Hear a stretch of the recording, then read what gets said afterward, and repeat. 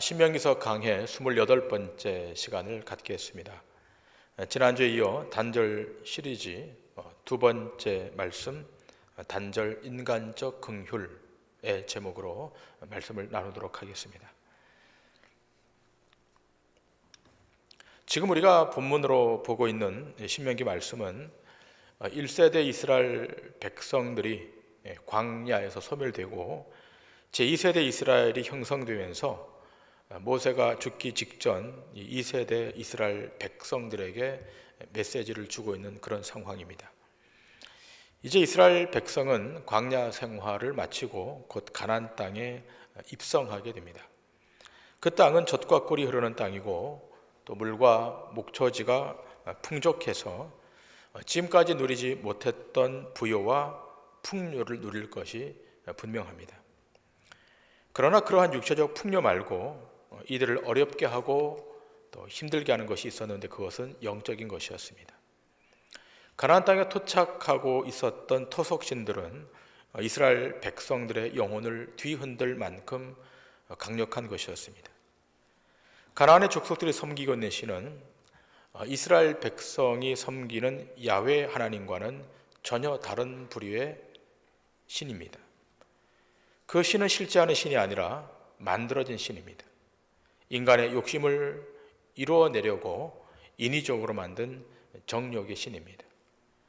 이 신은 말하지 못하고 행동하지 못하고 어떤 역사도 일으키지 못하는 죽어있는 우상에 불과합니다. 그런데 문제는 가나안 족속들이 이 신을 절대화시켜서 숭배하고 있다는 것입니다.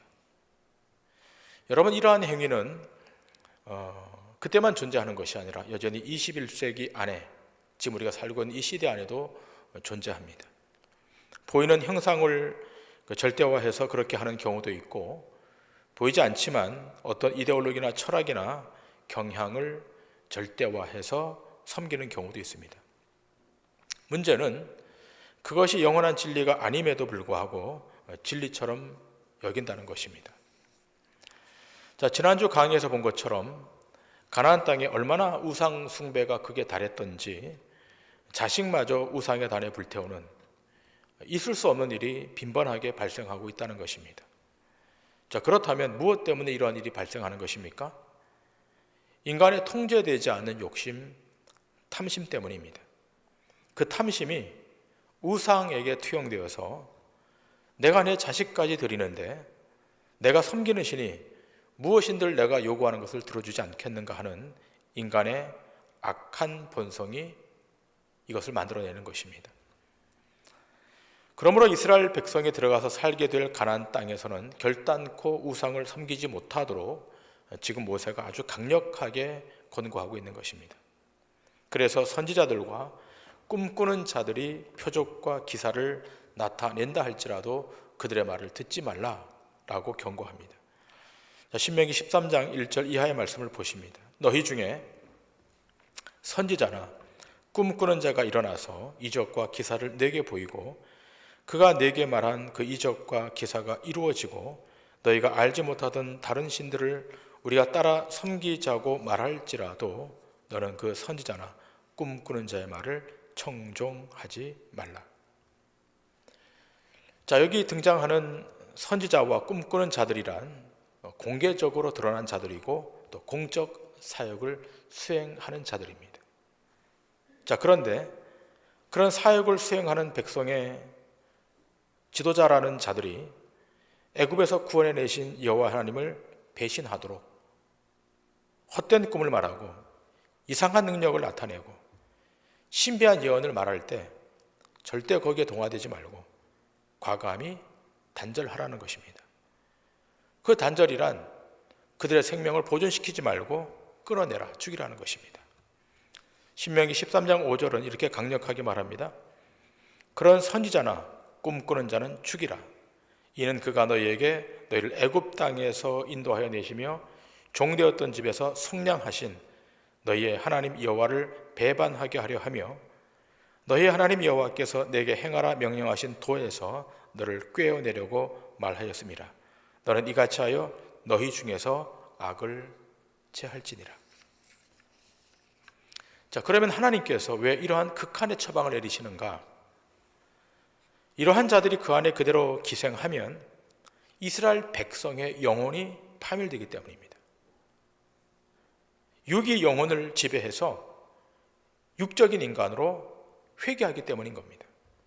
여러분 기억하실 것은 신자는 육으로만 살 수 있는 존재가 아닙니다. 신자는 영으로 사는 존재입니다. 아무리 좋은 옷을 입고 아무리 좋은 음식을 먹어도 하나님으로부터 그 영혼이 살아난 자는, 구원받은 자는 그곳으로 족할 수 없는 것입니다. 그래서 사도 요한은 말하지 않습니까? 요한 3서 1장 2절에 말합니다. 사랑하는 자여, 내 영혼이 잘됨 같이 내가 범사에 잘되고 강건하기를 내가 간구하노라. 신자는 영으로 육을 지배하고 영으로 하나님과 교통하고 영으로 하나님의 뜻을 찾는 것입니다. 그래서 하나님은 꿈꾸는 자나 헛된 예언을 말하는 자를 소멸시키라는 것입니다. 자, 그런데 오늘 한 걸음 더 나아가서 이 선지자나 꿈꾸는 자라고 자처하는 자들의 유혹보다 더 은밀한 유혹, 그래서 더 끊어내기 힘든 자들의 유혹을 차단시키라는 겁니다. 여러분, 공개적으로 노출된 이단들, 사이비 집단들은 조금만 주의를 해도 구별이 됩니다. 그리고 내가 거기 동조하지 않고 따라가지 않으면 됩니다. 자, 그런데 가장 가까운 사람, 인정과 애정과 사람의 관계로 묶여진 자들에게서 일어나는 은밀한 유혹들은 여간 끊어내기 어려운 것입니다. 이것은 사상과 이념으로 아무리 학습하고 훈련해도 혈연으로 뭉쳐져 있고 인정으로 무장되어 있으면 참 어렵습니다. 여러분, 이런 이야기가 있습니다. 중국에서 큰 지진이 났는데 그 무너진 잔해 속에 자기 아들하고 공산당 고위 간부하고 같은 지점에 매몰된 겁니다. 자, 그런데 자기 힘으로는 한 사람밖에 구해낼 수밖에 없어요. 자, 그렇다면 누구를 먼저 구출해냈겠습니까? 자기 아들입니다. 아무리 공산당 간부가 힘이 있고 권력자일지라도 혈연 앞에서는 도리가 없는 것입니다. 자, 오늘 본문 말씀 신명기 13장 6절 이하의 말씀을 보십니다.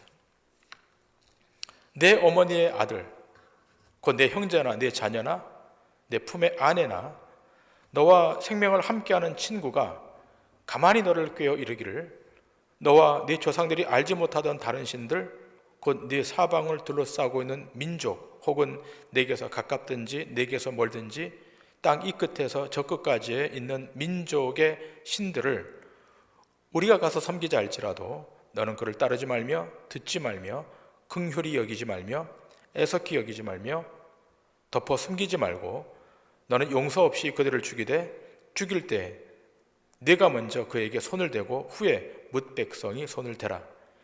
그런 애굽 땅 종되었던 집에서 너를 인도하여 내신 네 하나님 여호와에게서 너를 꾀어 떠나게 하려 한 자이니 너는 돌로 쳐 죽이라. 그리하면 온 이스라엘이 듣고 두려워하여 이 같은 악을 다시는 너희 중에서 행하지 못하리라. 여러분, 이 말씀은 참 어렵고 참 수용하기 힘든 말씀입니다. 내 형제나 자녀나 내 품의 아내나 너와 생명을 함께한 친구일지라도 가만히 너를 꾀어서 내 열조가 알지도 못하던 다른 신들을 섬기자고 한다면 듣지 말고 긍휼히 여기지 말고 애석히 여기지도 말고 덮어 숨기지도 말고 가차없이 단절하라는 겁니다. 끊으라는 것입니다. 참으로 무시무시한 말씀입니다. 자, 어떻게 다른 신을 섬기자고 했다 해서 형제나 자매나 아내나 생명을 다 단절시킬 수 있는 것입니까? 자, 이 말씀을 문자 그대로 오늘 그대로 실천해야 되는 것입니까? 여러분, 처음에 제가 말씀드린 대로 가나안이 멸망하는 이유는 우상 숭배를 통한 죄악의 관용 때문이에요. 그 잠깐의 우상, 그 하나의 우상이 통로가 되어서 온 공동체, 온 민족 전체를 다 죄로 물들였다는 겁니다. 마치 노아 홍수 때에 죄악이 관영했던 것처럼 이 땅에 온갖 우상 숭배가 가득한 겁니다. 이런 그 우상 숭배 현장은 마치 약육 강식의 현장과도 같고, 거긴 사람이 정상적으로 살 곳이 못 됩니다. 그런 곳은 하나님의 긍휼과 신의 긍휼과 자비가 통용이 안 됩니다. 적자 생존의 냉혹한 법칙만 통용되는 곳이 바로 그 우상 숭배 현장입니다. 그러므로 이런 곳에 들어가 살아야 할 이스라엘 백성들은 절대로 우상이 그 안에 들어오지 못하도록 단절해야 되는 것입니다. 하나님의 긍휼로 구원받은 자들이, 하나님의 절대적 은총으로 구원받은 자들이 만일 하나님을 떠나게 하는 일들이 여기저기에서 발생한다면 그들에게는 인간적 긍휼을 베풀지 말라는 것입니다. 비록 그가 형제고 자매고 생명을 나눈 친구라 할지라도 단호히 단절하라는 것입니다. 여러분, 이것은 하나님이 질투하시는 하나님이시기도 하지만, 하나님이 이렇게까지 하시는 이유는 그 우상 숭배란 결국 그 삶 전체가 아주 엉망이 되는, 지옥 같은 삶으로 바뀌게 되는, 그 삶이 망가지게 되는 원천이기 때문에 그런 것입니다. 처음에 그것을 허용하면 걷잡을 수 없이 커져서 삶 전체를 엉망으로 만드는 그런 부정적인 결과를 초래하기 때문입니다. 자, 그런데도 이런 유혹의 범죄에서 벗어나지 못하는 가족이 함께 범죄하는 장면을 우리가 성경 안에서 보지 않습니까?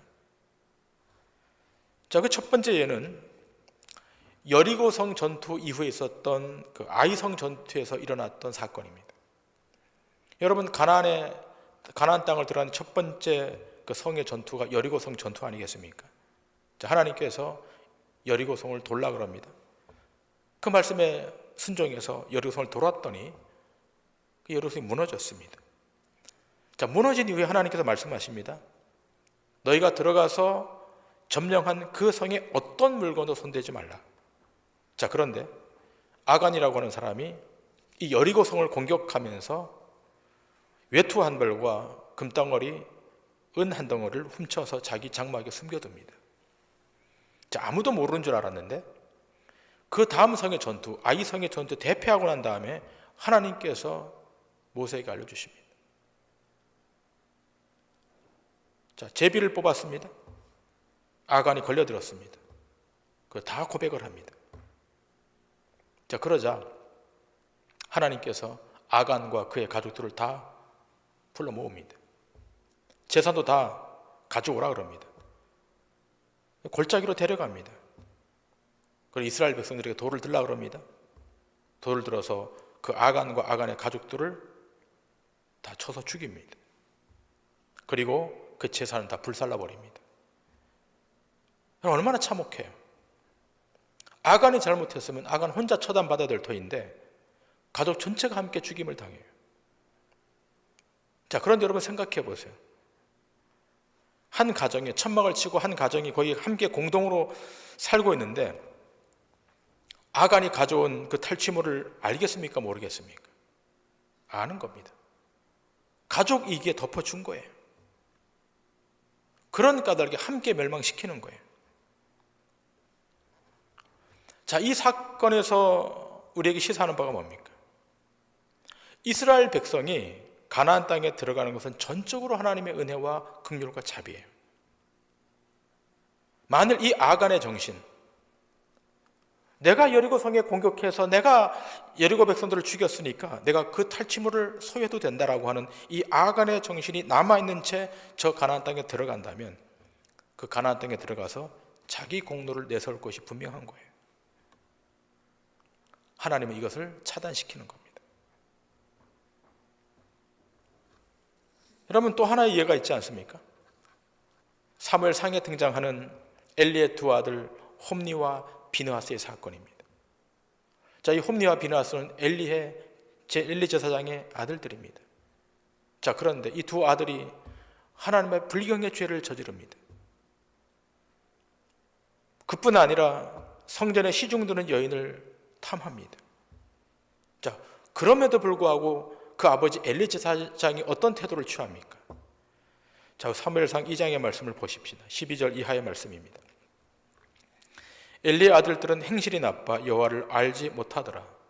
그 제사장들이 백성에게 행하는 관습은 이러하니 곧 어떤 사람이 제사를 드리고 그 고기를 삶을 때에 제사장의 사환이 손에 세 살 고리를 가지고 와서 그것으로 냄비에나 솥에나 큰 솥에나 가마에 찔러 넣어 갈고리에 걸려 나오는 것은 제사장이 자기 것으로 가지되 실로에서 그곳에 온 모든 이스라엘 사람에게 이같이 할 뿐 아니라 기름을 태우기 전에도 제사장의 사환이 와서 제사 드리는 사람에게 이르기를 제사장에게 구워드릴 고기를 내라. 그가 네게 삶은 고기를 원하지 아니하고 날 것을 원하신다 하다가 그 사람이 이르기를 반드시 먼저 기름을 태운 후에 내 마음에 원한 대로 가지라 하면 그가 말하기를 아니라 지금 내게 내라. 그렇지 아니하면 내가 억지로 빼앗으리라 하였으니 이 소년들의 죄가 여호와 앞에 심히 크면 그들이 여호와의 제사를 멸시함이었더라. 자, 이 두 아들이 하나님의 제사를 멸시하고 있어요. 자, 그럼에도 불구하고 그 아버지 엘리가 절대로 제지하지 않습니다. 율법으로 자기 자녀를 가르치고 훈계했어야 됨에도 불구하고 방관해요. 어떻게 되죠?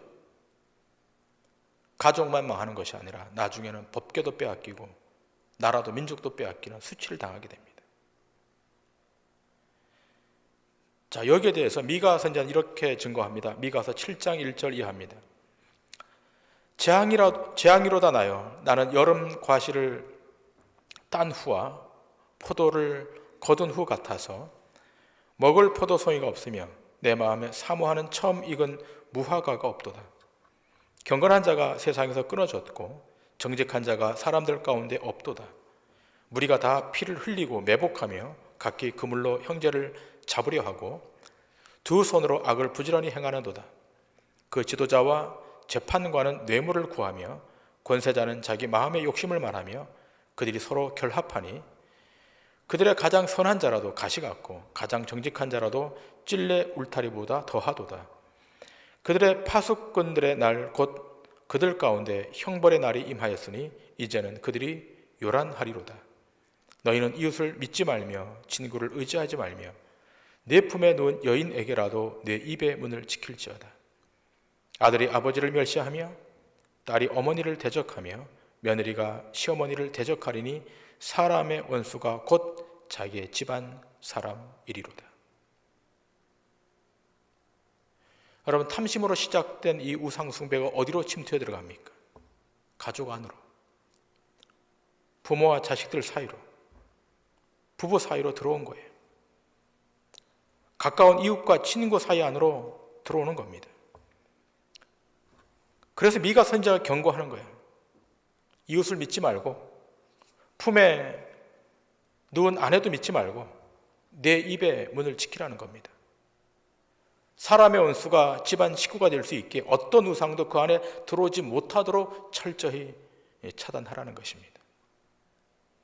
여러분, 이 말씀을 예수님께서 인용하셔서 우리에게 제시된 것이 마태복음 10장 34절 이하의 말씀인 거예요. 예수님이 이렇게 말씀하고 있지 않습니까? 마태복음 10장 34절 이하입니다. 내가 세상에 화평을 주러 온 줄로 생각하지 말라. 화평이 아니요 검을 주러 왔노라.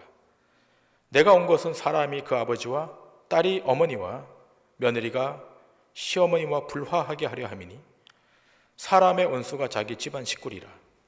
아버지나 어머니를 나보다 더 사랑하는 자는 내게 합당치 아니하고 아들이나 딸을 나보다 더 사랑하는 자도 내게 합당하지 아니하며 또 자기 십자가를 지고 나를 따르지 않는 자도 내게 합당하지 아니하니라. 자기 목숨을 얻는 자는 잃을 것이요 나를 위하여 자기 목숨을 잃는 자는 얻으리라. 자, 왜 원수가 집안 식구가 되는 것인지 이제 예수님의 말씀으로 분명해진 것입니다. 예수님을 따르는 자와 따르지 않는 자와의 사이에서 일어난 불화가 그 원인입니다. 자, 한 사람은 예수를 믿고 살자고 하는데 한 사람은 예수님만 믿고서는 못 살겠다는 겁니다. 다른 것도 믿고 살자는 거예요. 자, 오늘 본문도 그 다른 신을 소개하고 있지 않습니까? 다시 보면 신명기 13장 7절 이하를 보면 그 다른 신을 소개합니다. 자, 7절 이하입니다. 곧 내 사방을 둘러싸고 있는 민족, 혹 내게서 가깝든지 내게서 멀든지 땅 이 끝에서 저 끝까지 있는 민족의 신들을 우리가 가서 섬기자 할지라도. 민족의 신이 등장합니다. 너는 그를 따르지 말며 듣지 말며 긍휼히 여기지 말며 애석히 여기지 말며 덮어 숨기지 말고 너는 용서 없이 그들을 죽일 때 네가 먼저 그에게 손을 대고 후에 뭇 백성이 손을 대라. 어떤 신입니까? 토착해 있는 민족의 신들. 하나님은 허용하지 않습니다. 하나님 외에, 절대자 하나님 외에, 야훼 하나님 외에 그 어떤 신도 하나님은 받아들이지 않습니다. 그런 다른 신들을 섬기고자 할 때 긍휼히 여기지 말고 애석히 여기지 말고 용서 없이 처단하라는 겁니다. 자, 참 혹독한 말씀인데, 자, 오늘 이 말씀이 오늘 이 시간 우리에게 주어지고 있다고 하는 거예요. 여러분, 우리의 사방을 한번 돌아보세요. 온갖 우상들이 다 소개됩니다. 온갖 성공 신화들이 쏟아져 나오고 있습니다. 뭐 미국에서 온 것도 있고 중국에서 온 것도 있고 일본에서 온 것도 있고 저 유럽에서 온 것도 있습니다. 회사든 학교든 교회든 간에 성공했다는 방법을 도입해서 우리도 성공해보자고 하는 성공의 신들이 도처에 질비하게 널려 있는 거예요. 뭐 다른 곳이야 그렇다 할지라도 교회도 거기에 동화되어서 마음을 빼앗겼다는 거예요. 자, 그래서 뭐 미션을 다루는 기독신문 같은 그런 그 신문을 보면 그런 기사들을 심심치 않게 봅니다. 이렇게 했더니까 뭐 개척교회가 크게 성공했다. 이렇게 했더니까 어떤 성도가 참 가난했는데 부자로 바뀌었다. 자주 종종 소개됩니다. 여러분, 교회는 회사가 아닙니다. 교회는 컴퍼니가 아니에요. 기업이 아닙니다. 인풋이 있으면 아웃풋을 만들어내는, 결과물을 만들어내는 곳이 교회가 아닙니다. 그런 세속적 메커니즘을 통해서 성공신화를 창출해내는 곳이 교회가 아닙니다. 자, 그런데 교회 가면 만사가 형통하고, 교회 가면 잘 살게 되고, 교회 가면 없던 지위도 높아지게 되고, 교회 가면 공부 못하던 아이가 잘하게 되고, 누가 이런 신화를 만들어낸 것입니까? 그것이야말로 우상 이데올로기가 만들어낸 쓰레기통에 버려야 될 세속적 가치에 불과한 거예요. 여러분, 성경을 조금 더 깊이 살펴보세요. 읽어보세요. 창세기에 예배에 성공했던 아벨이 등장하지 않습니까? 아벨이 하나님 앞에 예배했더니 하나님이 아벨 예배를 받으셨어요. 그러나 그 이후에 어떻게 되었습니까? 형에 의해서 살해당해요. 지상에서 300년을 살았던 에녹, 어느 날 갑자기 없어져 버려요. 하늘로 올라가 버렸습니다. 성경에는 그렇게 기록되어 있지만 그 당시 사람들이 볼 때 에녹은 실종된 거예요. 자, 신약으로 와서 예수님의 수제자 베드로와 요한, 수제자입니다.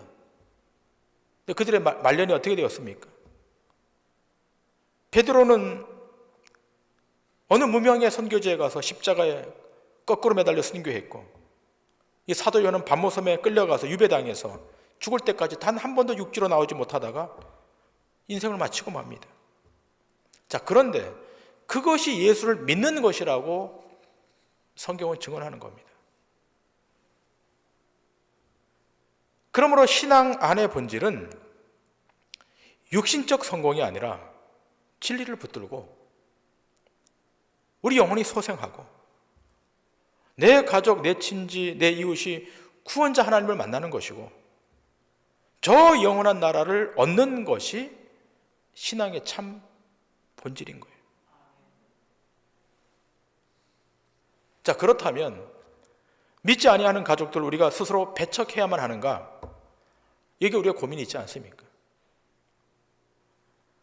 또 그런 성경의 구절이 있습니다. 디모데전서 5장 8절을 보면 이렇게 기록되어 있지 않습니까? 누구든지 자기 친족, 특히 자기 가족을 돌보지 아니하면 믿음을 배반한 자요 불신자보다 더 악한 자니라. 여러분, 마땅히 돌보아야 할 가족이 있다면 돌보셔야 됩니다. 최대한 효를 다해야 됩니다.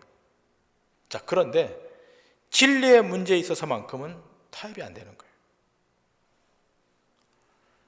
제가 부사역자로 사역할 때 어떤 분이 교회에 나오기로 이렇게 결정을 했는데, 근데 그 집이 아마 제사를 모셨던 것 같아요.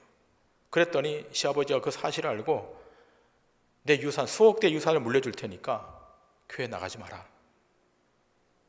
그 말에 교회 출석을 안 하는 거예요.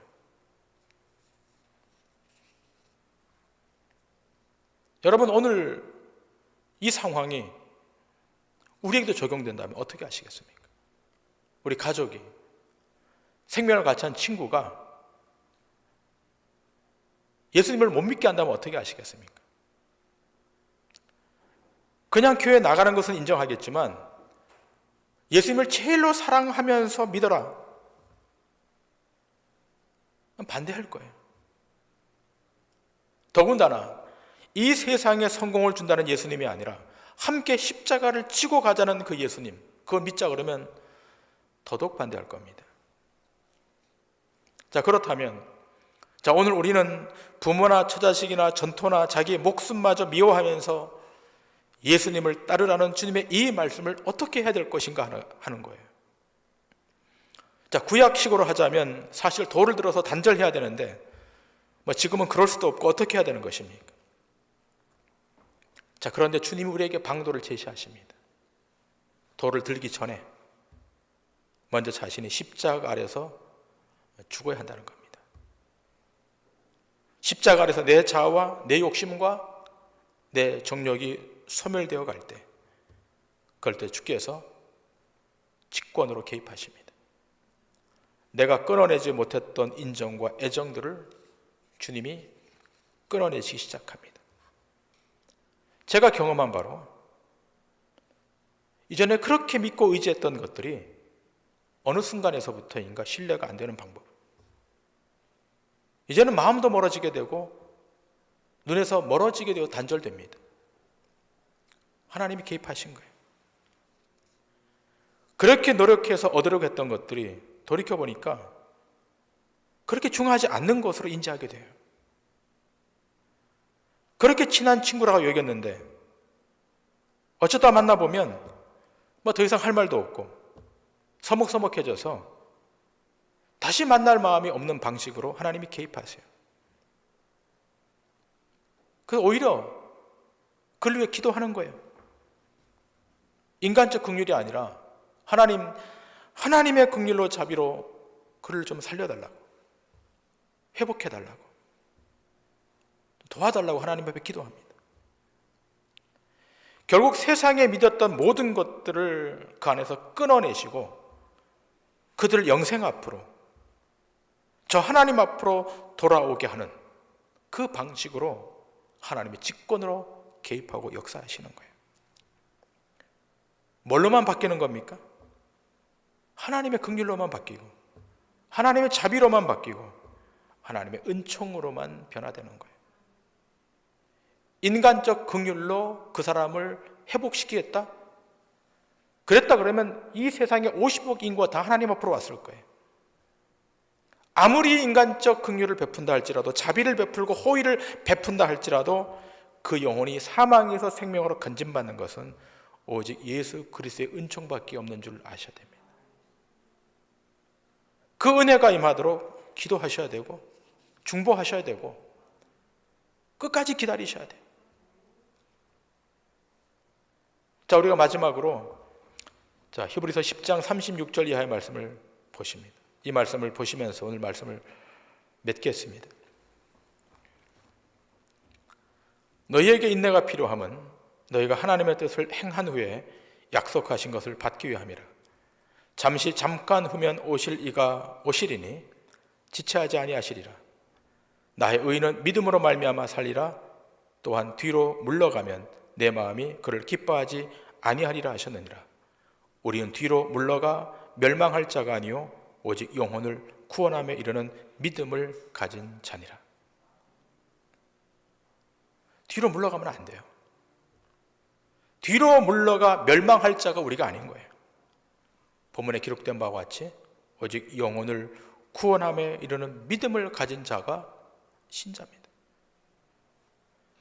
여러분이 갖고 있는 인간적 긍휼, 그것이 한 인생의 육적 필요와 육적 요구에는 조금 부합할지라도 그러나 그것이 영혼을 구하고 영혼을 살리는 일에는 절대적 요소가 아님을 아시고 때를 따라 환경을 따라 베푸시는 하늘 아버지의 그 긍휼하심이 우리 믿지 않는 가족들에게, 믿지 않는 친구들에게, 믿지 않는 가까운 분들에게 날마다 임하도록 무릎으로 기도하시고 중보하심으로 그 영혼들이 우리 앞에, 동도중앙교회 앞에, 십자가 앞에 회복되는 그런 축복의 역사가 있기를 주님의 이름으로 간절히 축원합니다. 기도하시겠습니다.